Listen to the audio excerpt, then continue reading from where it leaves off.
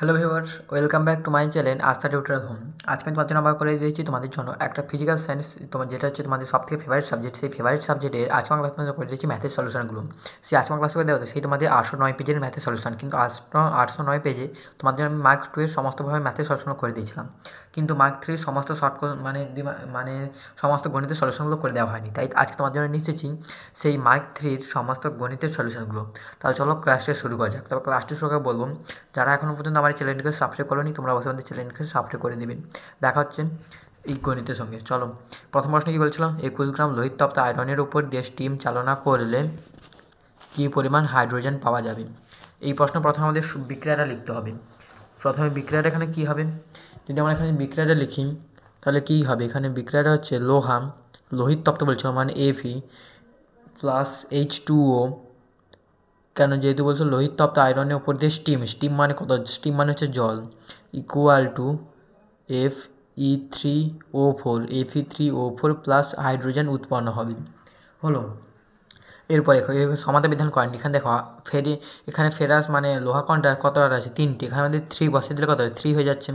3টে লোহা হয়ে যাচ্ছে। এখানে কত অক্সিজেন 4টে আছে, এখানে যদি আমি 4 বসিয়ে দিই তাহলে এখানে কি হয়ে যাচ্ছে, তখন এখানে জল তো 4 দিয়ে 8টা হয়ে যাচ্ছে, আমাকে এখানেও 4টে বসাতে হবে। তাহলে এখানে জল হাইড্রোজেন 8টা হয়ে যাচ্ছে। তাহলে এখানে বিক্রিয়াটা সম্পূর্ণ হয়ে গেল। এবার কী বলেছিল, 21 গ্রাম লোহিত তপ্ত আয়রন। আমাদের তাহলে প্রথমে এখানে লোহার মানটা নির্ণয় করতে হবে। যেখানে তোমাদের একটা মান লিখে দেওয়া নেই, সেটা হচ্ছে Fe সমান 56। লিখে দাও, Fe সমান 56 গ্রাম। হলো, তাহলে এবার যদি আমরা বসিয়ে দিই 3 গুণিতক 56, মানটা কত নির্ণয় হবে, ইকুয়াল টু মানটা নির্ণয় হবে দেখো 168 গ্রাম। হলো, 168 গ্রাম। তাহলে এটা কত হলো, 168 গ্রাম। হলো, এরপর দেখো আমরা কী বলেছিল, 21 গ্রাম বলেছিল। তো 21 গ্রাম লোহিত তপ্ত আয়রনের উপর, আর এখানে আমাদের হাইড্রোজেনের মানটাও নির্ণয় করতে হবে। তাহলে 4 ইন্টু হাইড্রোজেন মানে কত, 1, কিন্তু 2 দেওয়া ছিল মানে কত হবে, 1 গুণিতক 2। তাহলে কত হবে, 4 গুণিতক 2 সমান কত হবে, 8 গ্রাম।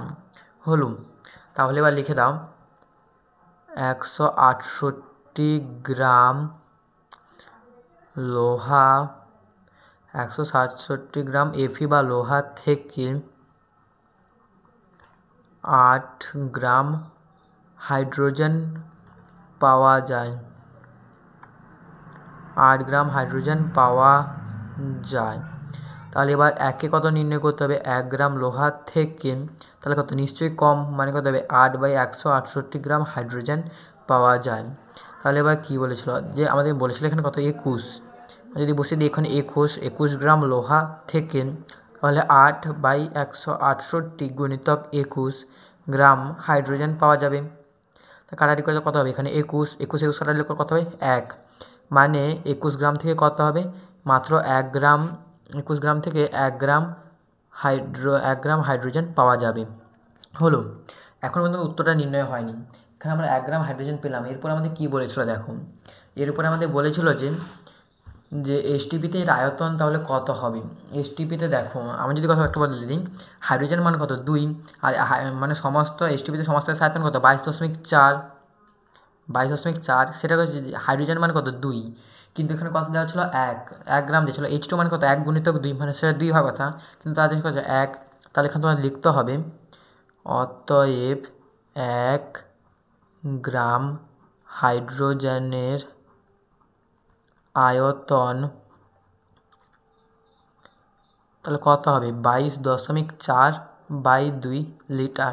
এবার কত হবে 11.2, তাহলে মানটা কত নির্ণয় করলাম, 11.2 লিটার। হলো, এটা হলো আমার এদের এই প্রশ্ন। এরপর প্রশ্ন কী দেওয়া ছিল দেখো, দেওয়া ছিল যে 9 গ্রাম হাইড্রোজেন, 9 গ্রাম জল ও উপস্থিত অণুর সংখ্যা n হলে তাহলে 44 গ্রাম কার্বন ডাইঅক্সাইডের উপস্থিত অণুর সংখ্যা কত হবে তা এখানে নির্ণয় করি। তাহলে দেখো H2O লিখে দাও, H2O এর আণবিক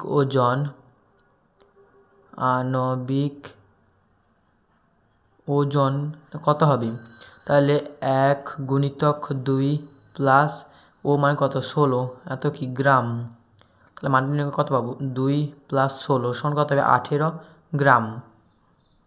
হলো, তাহলে দেখো 18 গ্রাম, কিন্তু আসলে 9 গ্রাম জলে উপস্থিত অণুর সংখ্যা n, লিখে দাও 9 গ্রাম জলে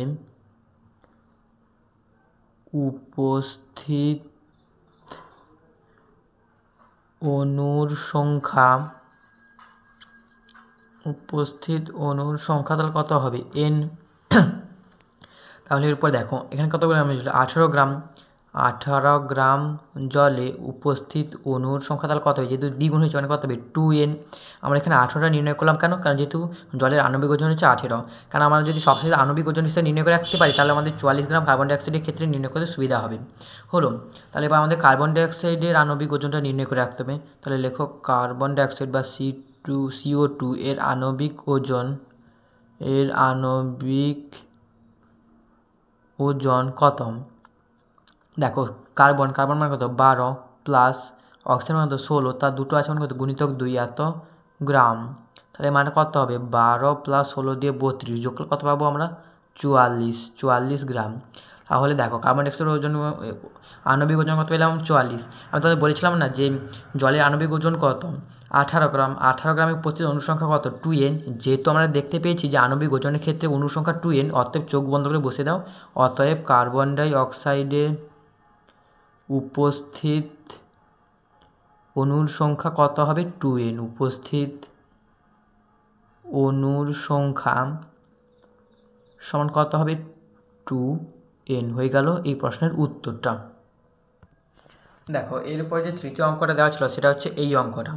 কি বলেছিল 40 ওয়াট 220 ভোল্ট এবং 60 ওয়াট 220 ভোল্ট এই দুটির মধ্যে কার রোধ বেশি। আমরা এবার এই প্রশ্ন উত্তরকে সলভ করব। চলো আমরা এবার এই প্রশ্ন উত্তরকে সলভ করি, তার আগে সূত্রটা লিখে রাখো। যেহেতু সূত্রটি আমরা থার্ড ব্র্যাকেটের মধ্যে লিখছি, রোধ সমান v²/w, এটা হচ্ছে সূত্র। তাহলে আমরা লিখি এবার প্রথমটির ক্ষেত্রে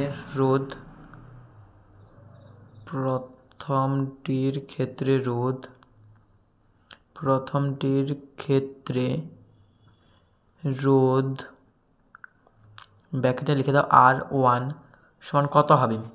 তাহলে দেখো v², ভি মানে কত 220 দেওয়া ছিল, তো 220 গুণিতক 220/w মানে কত 40, আর এটার এককটা কী হবে ওহম। তাহলে এখানে একটা শূন্য কাটাটি করে দাও, এখানে 4টা এর সঙ্গে কাটাটি হয়ে যাবে, কাটাটি হয়ে গেলে কত হবে 4 5 20, 4 5 20, 55 গুণিতক 22 লিখে রাখো, এটা কত হবে 55 গুণিতক 22 ওহম। হলো, এটা হয়ে গেল প্রথমটি। এবার কী যাচ্ছে দ্বিতীয়টির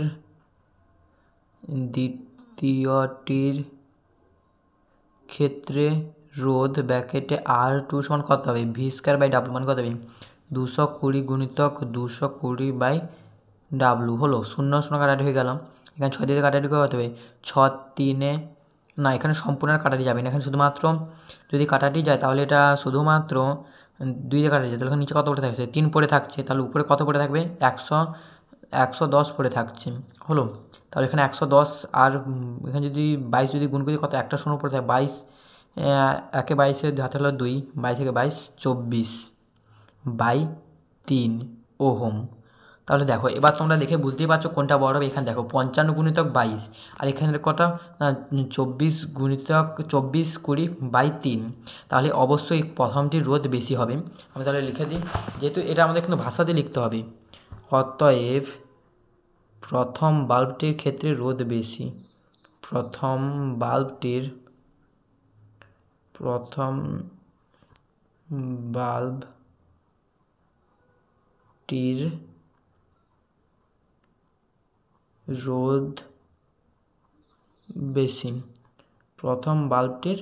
রোধ বেশি। হয়ে গেল, এই প্রশ্নোত্তরটাও সলভ হয়ে গেল। দেখো এখানে তোমাদের টোটাল 3টি অঙ্ক দেওয়া ছিল, যেগুলো তোমাদের করে দিলাম। এর সঙ্গে সঙ্গে ক্লাসটা শেষ হলো, দেখা হচ্ছে পরের ক্লাসে। তাহলে ভালো থাকবে, সুস্থ থাকবে, টাটা, বাই বাই।